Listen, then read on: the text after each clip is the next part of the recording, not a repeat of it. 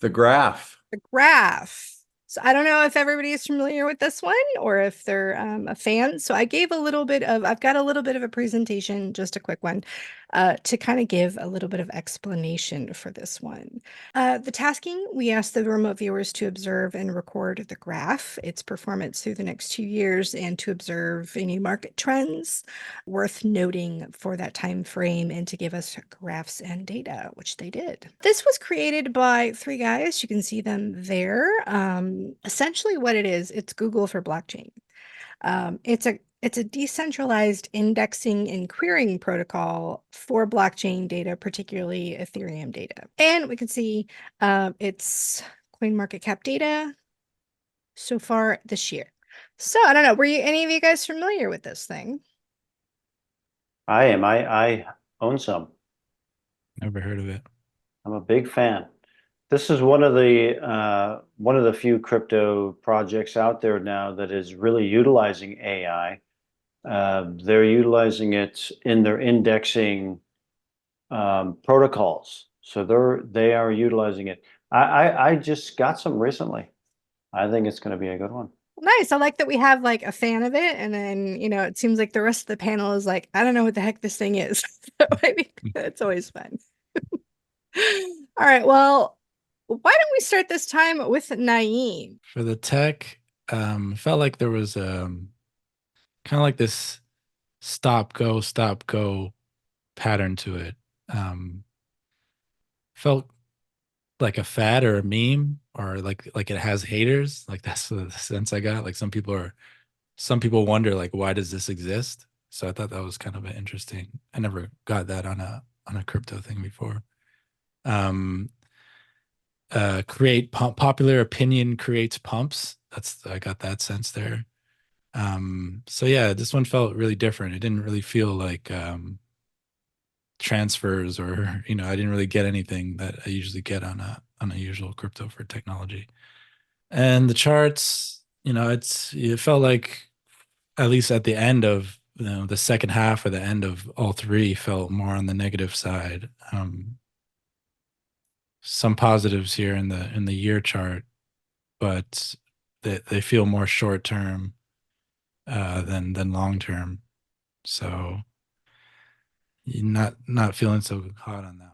And like I said, from an analytical standpoint, I've barely even touched the data on this particular target, but just from, doing that little snapshot of target research, yeah, I definitely think that you captured that indexing kind of nature of the query function of how this is kind of working. So, all right, Daz, you are next on the block.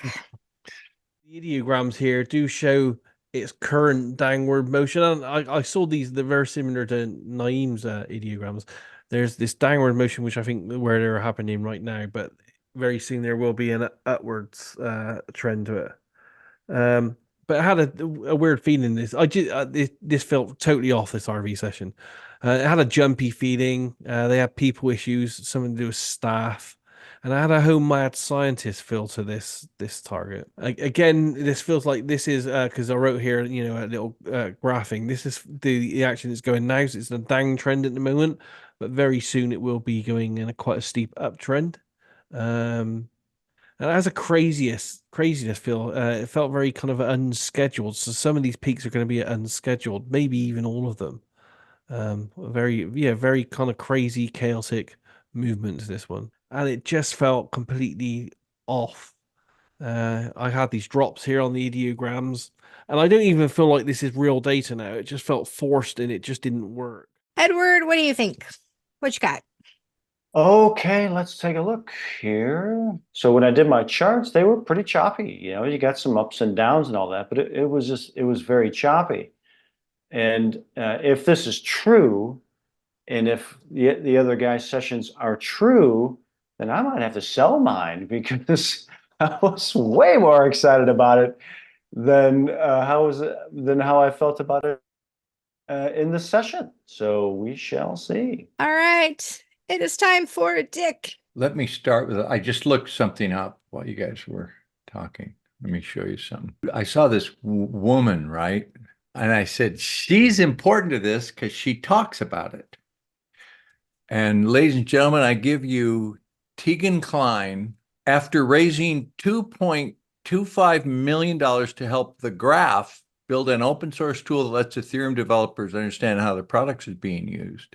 So she was instrumental in the development of the Graph, and I got that in my session. She didn't develop it, but she talked about it. She helped raise the money. That's kind of the logo. That has elements of the logo. I see what looks like a team of developers, young, bright people, happy, you're motivated. And I realized this is a medium cap. It's like not worth Ethereum 3,000 or Bitcoin 60,000. And it's not Shiba Inu with 5 zeros. It's in there like 20, 30 cents. Developers worked at functionality. They're harness something. What are they harnessing? They're harnessing the power of thought, wind. They're harnessing the power of blockchain with imagination. Okay, so my graph is up and then choppy. This is going to have some issues though with a wallet or exchange, a glitch in transmission, storage, or liquidations. Excuse me. Something locks up for a while. And I really saw her like she was important to it. All right, we're interrupting the debrief for our talk with Derek so we can go over his session and you can see his data as well. He has not know what the target is, so I'm going to do a real quick target reveal to him, see if he's heard of this thing, and then we will get cracking on his data. And for my S3, I see sets of people working together. This is a technical solution. Agreements are signed. Secure design, Web 3.0, and there's that little math equation block of transactions moving from one to another in the cloud, and this transaction point of origin where the information goes from an individual system up into the cloud and then moves around from there. And then I hear, uh-oh. I see people walking away, leaving a meeting, a brainstorming meeting. And trying to save the project may be struggling, lots of competition. Sense that this is not a bad crypto, but it may get taken over or overcome by competitors in the same space, providing similar or same solutions. I'll back up here. They need a Hail Mary to make it in the long run. So they know they have something good, but they're also appraising their competition, which was why they're really like brainstorming to see, geez, do they want to try and bring somebody famous in or something to that effect? That was the sense that I got. The team's confidence may be waning, still hopeful and not giving up. They know this is a tough road ahead. This is what I got. So it might have some volatility